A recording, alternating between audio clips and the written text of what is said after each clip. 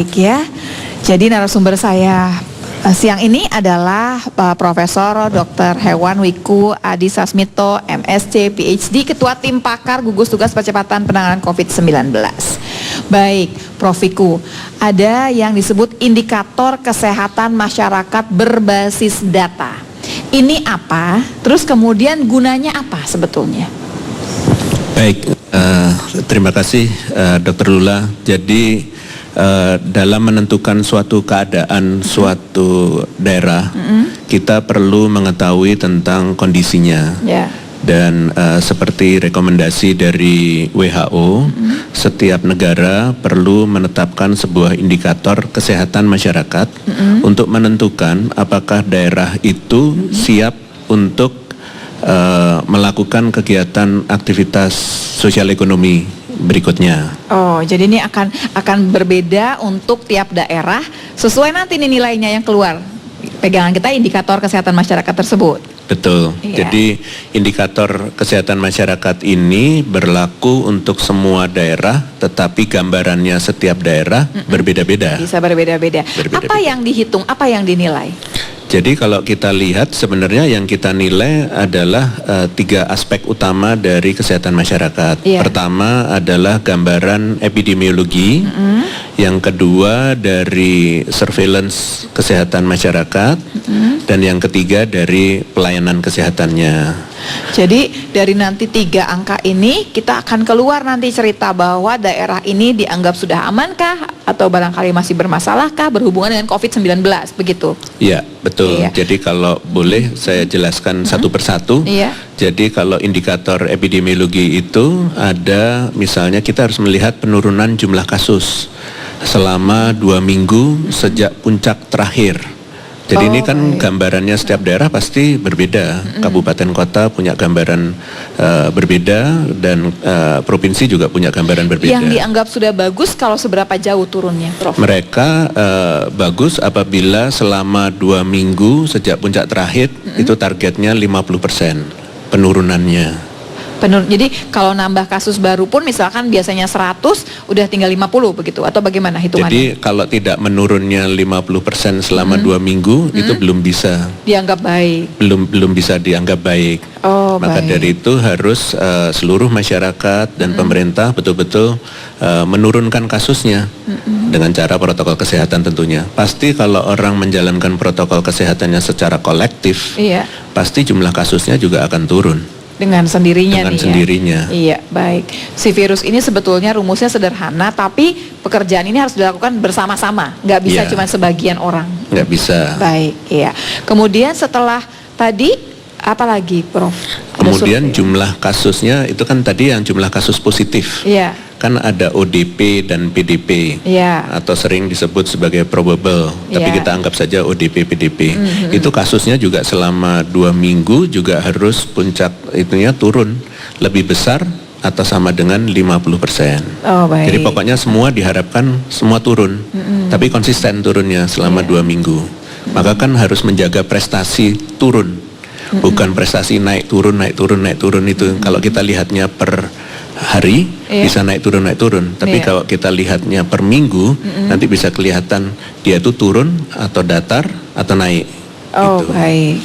Dan ini hitungannya baik kalau 50% loh, nggak cuma sedikit-sedikit aja turunnya begitu. Harus 50%. Apalagi itu, Prof? Selain itu juga jumlah yang meninggal dari kasus positif itu harus turun. Terjadi penurunan. Kalau ini nggak ada target penurunannya berapa, tapi harus turun. Turun terus gitu. Nah, setelah tadi epidemiologi, apalagi indikatornya? Jadi dari indikator epidemiologi itu ada beberapa, tadi sudah saya sebutkan, dan juga ada jumlah kematiannya, jumlah positif yang dirawat di rumah sakit juga harus turun.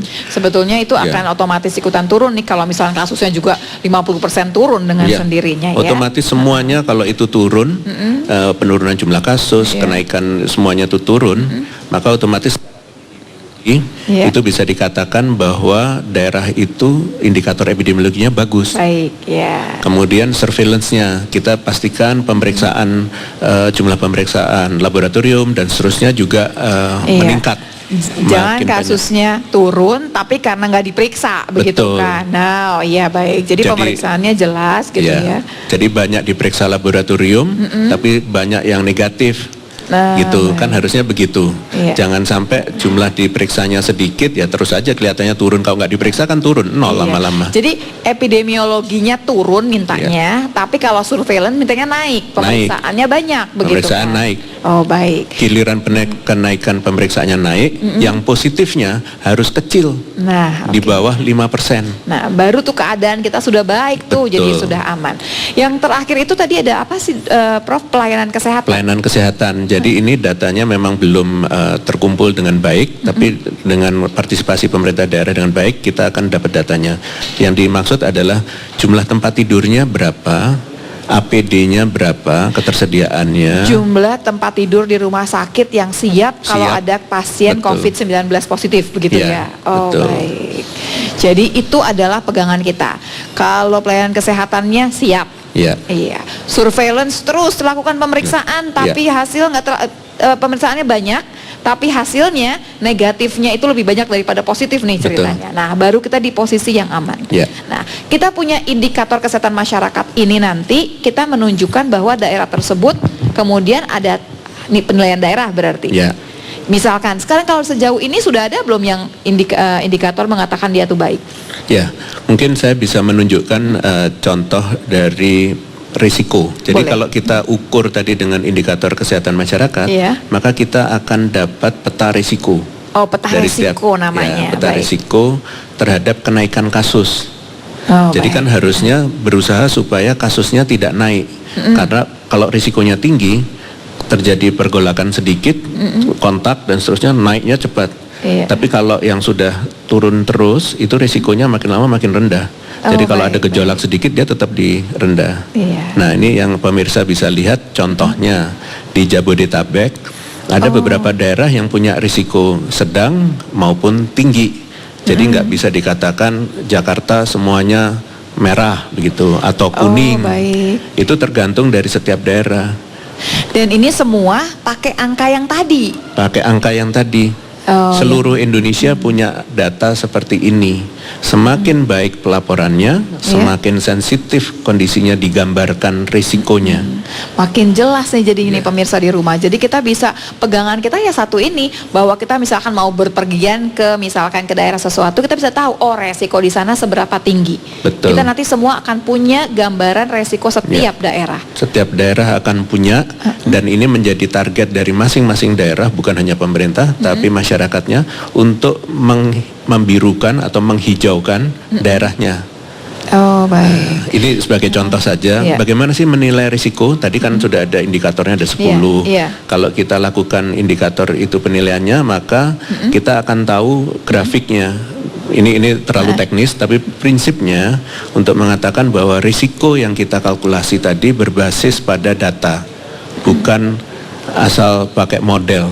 Ini dasarnya adalah data kasus yang dilaporkan tiap hari, data pemeriksaan laboratorium yang dilaporkan setiap hari, itu dicatat mingguan sehingga kita bisa mendapatkan penilaian risiko ini. Inilah. Kita ada contoh ini dia contoh penilaian risiko nih ya. Bagaimana nih? Jadi hitungannya seperti apa? Kalau yang ini? Paling gampang lihatlah, jangan dilihat grafiknya, tapi lihat yang di bawah. Itu adalah 10 indikator epidemiologi, surveillance yang dipakai dan capaiannya. Digambarkan dari gambarnya. Biarkan yang gambar ini para ilmuwan yang membacanya. Ya, jadi kalau yang grafik nggak usah kita lihat lah. Kita langsung lihat angka aja barangkali ya Prof ya. Misalkan ini Prof ya. Penurunan jumlah gitu ya kasus positif. Selama 2 minggu penurunannya cuma 19, sekian persen. Itu belum bisa berarti? Belum bisa. Karena kita harus turunnya paling sedikit 50%. 50%. Karena kalau kurang dari 50%, kemungkinan untuk naiknya besar.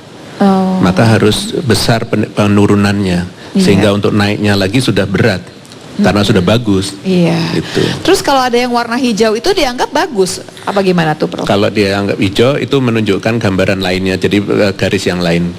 Kan ada penurunan jumlah meninggal 68,2%. Nah tapi kan baru yang meninggal turunnya. Kalau kasusnya masih turunnya baru sedikit, tetap nggak bisa. Nggak bisa. Oh, baik. Jadi memang diusahakan semua kinerjanya itu baik. Iya. Oke, baik. Kita sama-sama mengerti. Jadi kita sama-sama sudah tahu bahwa tiap daerah akan punya raport seperti itu. Namanya adalah resiko sebetulnya ya, ada resikonya. Iya, baik. Selanjutnya, Prof. Tadi kan kita udah bicara mengenai, ini kita sudah ada yang namanya indikator kesehatan masyarakat. Ini. Apalagi dok apa yang mau disampaikan, Prof? Nah, jadi kalau dari gambaran itu tadi secara singkat. Kita punya peta seluruh Indonesia sebenarnya, bagaimana peta risikonya ini digambarkan di sini. Ada yang risiko tinggi, risiko sedang, rendah, dan ada daerah yang tidak terdampak karena nggak punya kasus. Mungkin next slides-nya juga bisa digambarkan. Nah, berikutnya. Ini kan sudah tahu nih kita misalkan ya Prof.